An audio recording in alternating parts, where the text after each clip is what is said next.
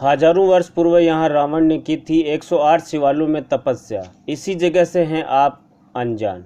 जानिए, अरावली की दुर्गम पहाड़ियों में स्थित शिवालय में दर्शन करने पहुँचते हैं लाखों श्रद्धालु।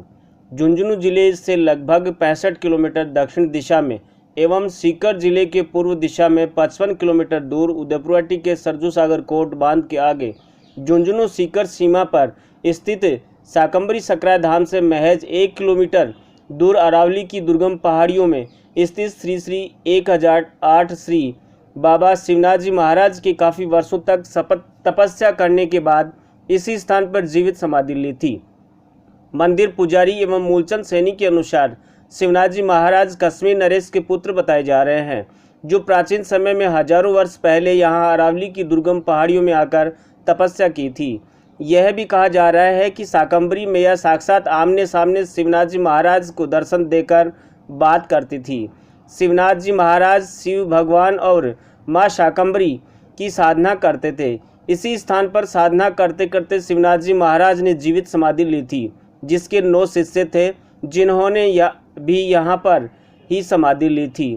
तथा कथित कहावत है कि शिवनाथ जी महाराज ने यहाँ के अलावा एक ही दिन में 2 जगह और भी समाधि ली थी, वह भी एक ही समय में।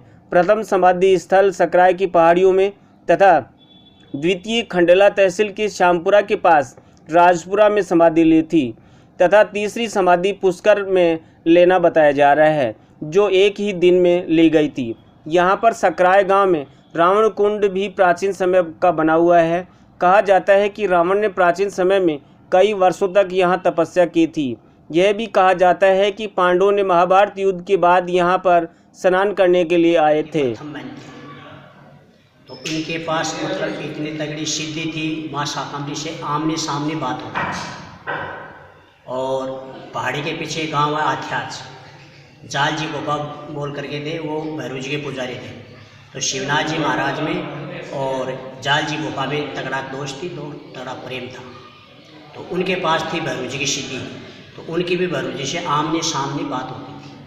तो फिर एक रोज़ ये घूमते घूमते इधर यहाँ रावण कुंड है, कोकुंड बोलते हैं, रावण कुंड बोलते हैं, रावण की तपस्या की हुई है, यहाँ आ गए।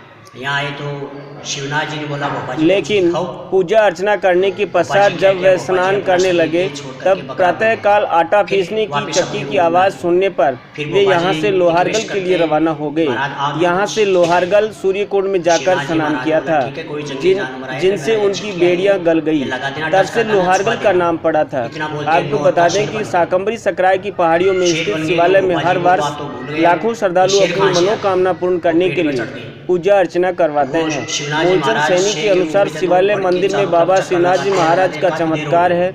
उसी चमत्कार की वजह से श्रद्धालुओं के हर कार्य पूर्ण होते हैं। यहाँ पर हवन, पूजा अर्चना, भंडारे इत्यादि होते रहते हैं, लेकिन इस स्थान के बारे में बहुत कम लोगों को ही पता है, क्योंकि यह पहाड़ियों में स्थित होने के कारण लोग यहाँ तक नहीं पहुँच पाते हैं।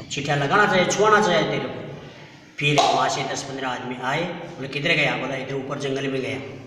पीछा किया, देखा शेर दूर से, तो सबको जान अपनी प्यारी होती है, शेर के पास जाए भी कोई, लेकिन वो चिट्ठिया उनका था, दूर से चिट्ठिया ऐसे फेंका। चिट्ठिया फेंकते ही उनको टच किया, टच करते वो अपने रूप में आ गए। फिर सुबह सुबह दातुन मंजून कर रहे थे, तो एक छोटा सा टुकड़ा हड्डी का निकला।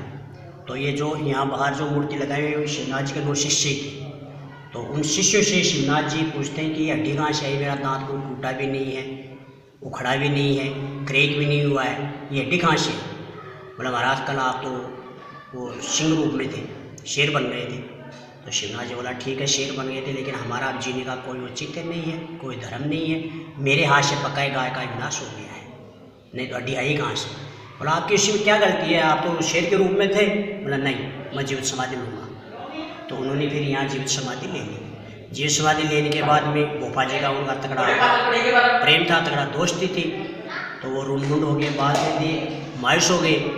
फिर पहाड़ी चढ़ के अपने गांव गए। गांव जा कर के उनकी पत्नी बोली आज ऐसे कैसे हो गए, आप रूम हो गए, बाल भी नहीं है, मायूस हो रहे थे, क्या चक्कर है? बोला हमारा साथी था, हमारा दोस्त शिवनाथ जी आज जीवित समाधि हो गए। दिमाग खराब है क्या?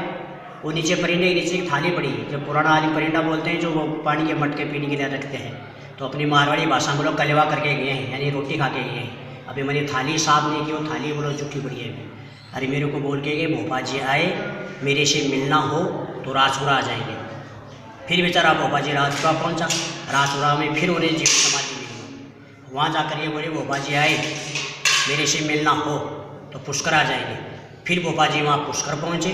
अब पुष्कर जाकर के उन दोनों आदमी की मुलाकात हुई, वापस आए नहीं, तो ये साक्षात उनकी जीवित समाधि है।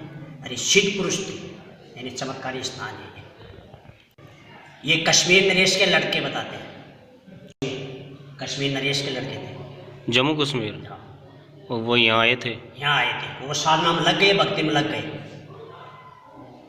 उन्होंने यहाँ रावण ने बोला तपस्या की। प्राचीन 3 शिवालय मंदिर है, हनुमान जी का है, देवनारायण का मंदिर है। देवनारायण बोल से साक्षात विष्णु का अवतार हो गया। तो यहाँ बोले रावण भी आया था, पांडव भी आए थे। पांडव आए थे तो उनको जब वो बेड़ियाँ लगी हुई थी ना, तो उसमें सुबह सुबह 4 बजे नहाने का विचार किया। तो पुराने जमाने में क्या है कि आजकल तो जगह जगह चक्की लग गई, फिर तो चाकी से औरतें पीसती थी। तो किसी ने जल्दी चाकी स्टार्ट कर दी, तो चाकी की आवाज़ पड़ गई। तो पांडव यहाँ से दौड़े, यहाँ स्नान नहीं करके लोहागढ़ पहुँचे। तो लोहागढ़ उन्होंने स्नान किया, इसलिए लोहागढ़ नाम लिख रहा है। वो जो बेड़ी वेड़ी लगाए थे, अज्ञातवास था ना, तो उनका वो गल गया। तो फिर लोहागढ़ स्नान क्या नाम से पुकारा जाता है। गए वहाँ उसमें स्नान किए, तो वो जो बेड़ी वेड़ी तो लो लगा हुआ था ना, बेड़ियाँ लगी थी, तो लो उसमें कुंड में स्नान करते वो गल गया, इसलिए लोहागढ़ नाम पड़ गया उसका। नहीं तो लोहागढ़ स्थान ये हो, यहाँ लोहागढ़ ये होता स्थान। जिस महात्मा ने ये समाधि ली थी, तो ये जो महात्मा थे वो इसको मतलब दर्श क्या किस चीज़ का था, किस वजह से करते थे ये? मतलब शाकंभरी के भक्त थे और माँ की ही तपस्या करते थे, माँ शाकंभरी की। तो इतनी मतलब तपस्या तगड़ी थी। यहाँ माँ भवानी शाकंभरी से साक्षात आमने सामने, जैसे आप हम बात कर रहे हैं तो दुर्गा से माँ शाकंभरी से आमने सामने बात होती थी।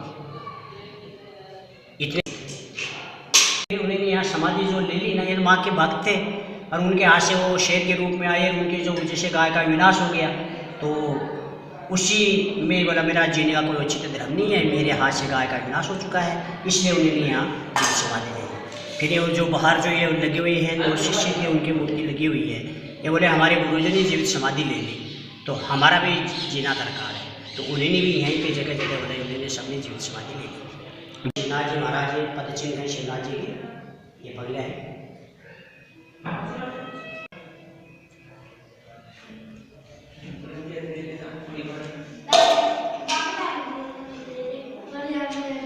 बोले शिवनाथ जी महाराज की जय।